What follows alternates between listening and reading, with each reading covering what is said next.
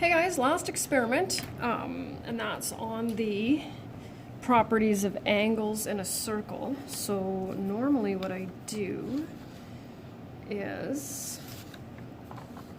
I just do this part first. I almost forgot about that. So we just have to look back at a couple of those vocabulary words we did on the first day, where we talked about central angles and inscribed angles. And some of these diagrams can be a little bit intimidating, but usually they're really not that bad. So we're going to look at central angle, and that's where the vertex is the center of a circle. And so the center of a circle is easy to recognize. Two correct ways to do that: angle BOA or angle AOB. So angle BOA, and I'm only going to do the two ways just for this one, and then after that I'll pick one. And then the inscribed angle is where the vertex is on the circle, and so you can see, so this one is the central angle, and the inscribed angle is that one right there, angle BCA or angle ACB. So I guess I might as well just explain this here. It says the inscribed and central angles in this circle are subtended to be opposite to and extend from one side to the other by the minor arc AB. And so what that means is that you can see that this angle corresponds with this arc, okay? And same with the inscribed angle. And so this inscribed angle also corresponds to this arc. And when you see how we'll be calculating some things later on, it'll make a little bit more sense. Okay, so our last experiment, properties of angles in a circle. I'm going to attach that so that if you wanted to do the experiment on your own. This one I think is super, I think this one's pretty cool. Because first of all, unless you luck out, we're not going to end up with 90-degree angles, which is what I would guess you'd be expecting based on the results of our first experiments. But this one's a little bit different. So first step here, label the center point O. And then number 2 says choose 2 points A and B on the circle. And there's so many different ways that you can do this, and when students do this one, I just remember wandering around too. There's such, especially on the flip side too, just different variations, and there's some pretty creative ones that you can see. So choose 2 points A and B. And then it says choose a third point on the circle, C. And then it says join AC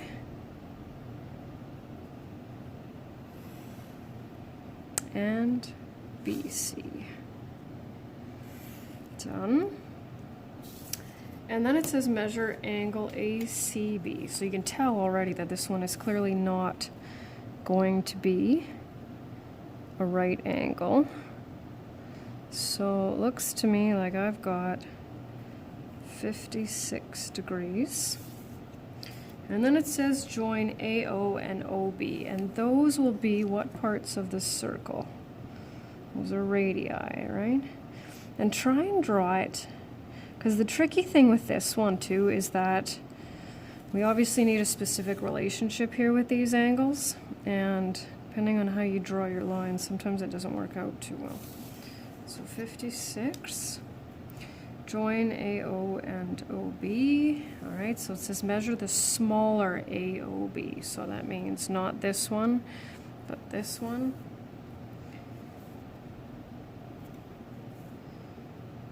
And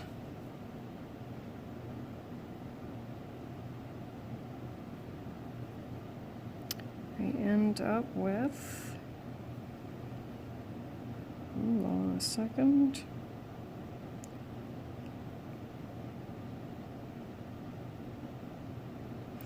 End up with 112.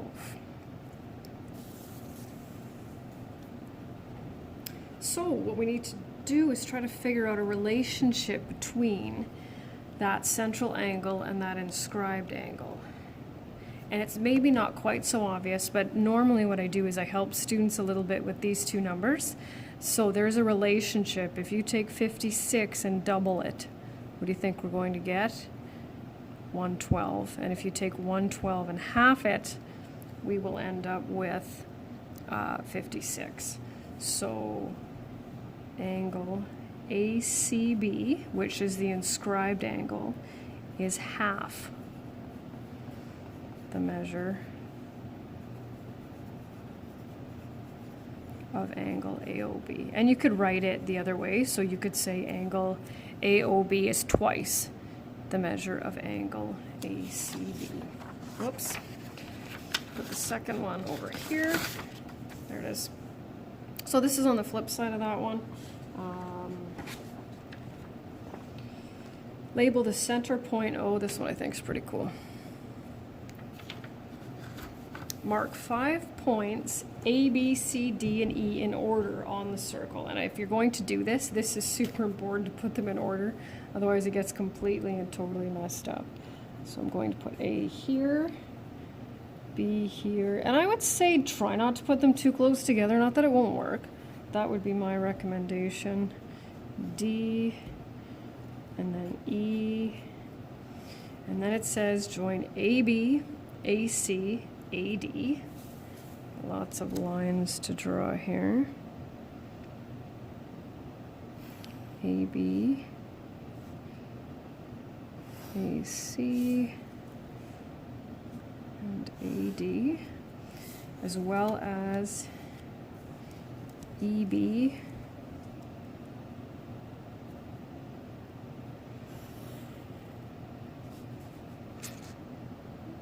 EC, and ED.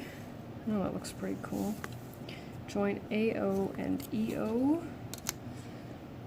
And so joining AO and EO gives me my what? Central angle. Exactly. There we go. I know that looks kind of neat, doesn't it? Identify the central angle. So this is the only one that has the vertex at the center. So angle AOE. And of course it's over there. And so it says, what is the measure of angle AOE? And again, I can already tell it's going to be less than a 90-degree angle. Let's see what we got here. It looks like it's 80. 80 degrees. So then the next step says identify 3 inscribed angles. And this is where that concept where I was talking to you about the arc. So the minor arc here, how it corresponds to this, we want to find 3 inscribed angles that also correspond to that arc. So here's our arc, our minor arc right there. And so remember, an inscribed angle has its vertex on the center of a circle. And so here's one right there, AB, going from A to B to E, corresponds with that arc. Also, going from A to C to E corresponds with that arc, and ADE. So angle ABE. Notice I'm using all capital letters, which I should be. Now, any ideas as to what we're going to notice with those when we measure? Because that's our next step here, measuring those inscribed angles. What do you think's going to happen with them? Well, let's see. I'll start with A.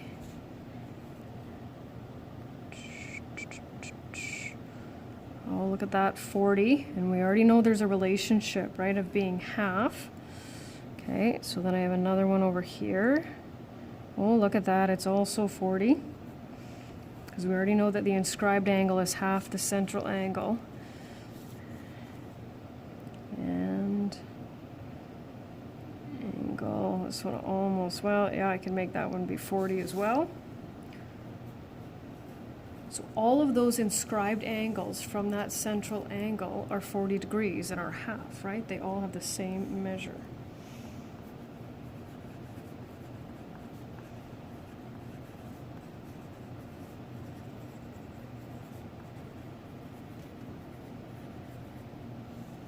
So, oh, we can almost fit that in there. In a circle, all inscribed angles subtended to subtended by the same arc are equal. And I like to write the word congruent in there, but equal would be fine as well. So they all have to have the same measure. Okay, so that's the experiment, and now we're ready for the properties. This will be our last, it'll be a fairly long one, I think. So what I'm trying to do as well is just zoom in a little bit so that, let's see, let's try that one here. So here, this one says, in a circle, the measure of a central angle subtended by an arc is twice the measure of an inscribed angle subtended by the same arc.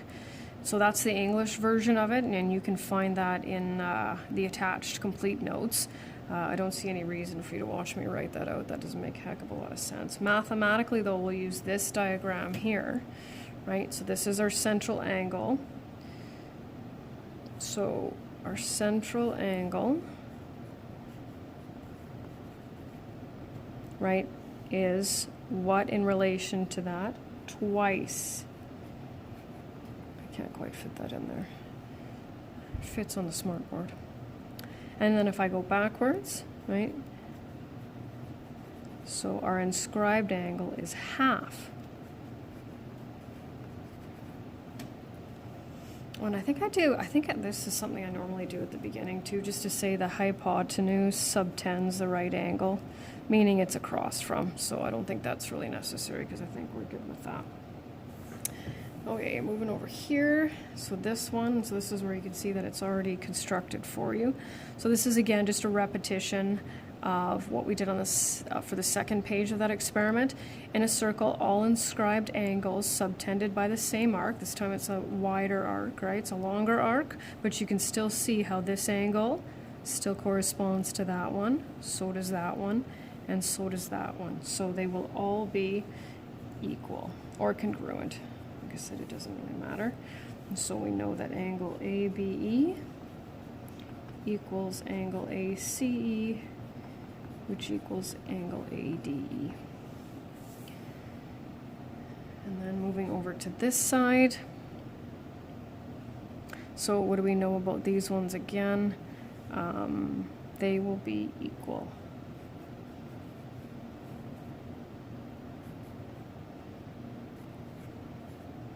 And again, that has to do with just the fact that they are subtended by the same arc.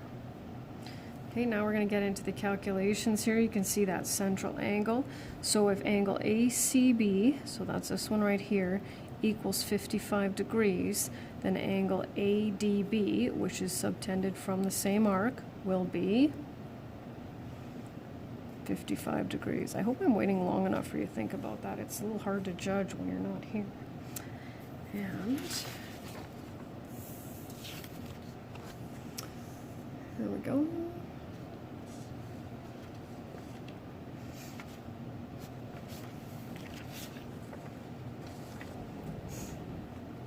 Just a second, I missed a page. There we go. So here we've got a special central angle, which is a straight angle because it's a diameter, right? And so we know that this right here, right, would measure 180. And of course, here are our inscribed angles. And we know that the relationship between the inscribed angles is that they are half, right? And so if you have any inscribed angles subtended by a semicircle, I like to look at that as a straight angle, we know that they will be right angles. Because half of 180 is 90, so these will both be 90.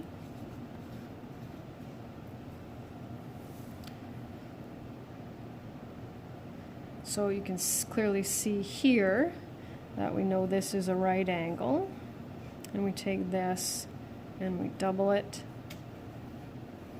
and get 180 degrees. If angle NOM equals 114 degrees, and feel free to put that in there, not that you have to, but if you find it helps you out.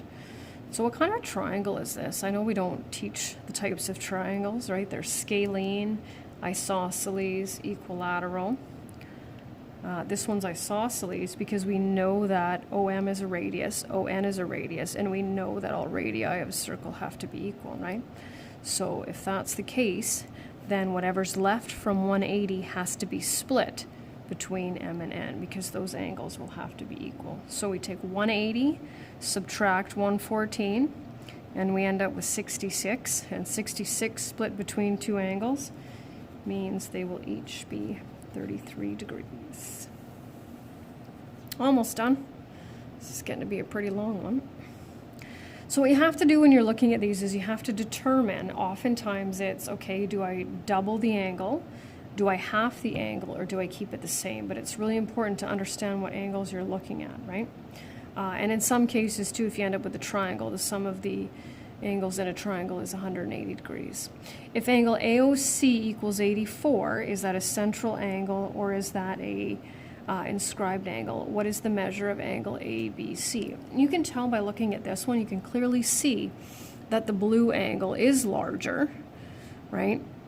So it's the central angle that's twice the measure of that one. So we need to cut that one in half, right? 84 divided by 2 is 42. What is the measure of angle PQR? So this is our central angle, that's the bigger one. So that means we need to take this one and divide it by 2 in order to get to that one.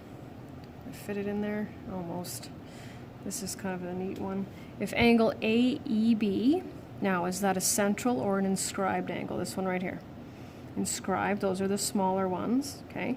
So again, you can see our arcs right here. There's our arc.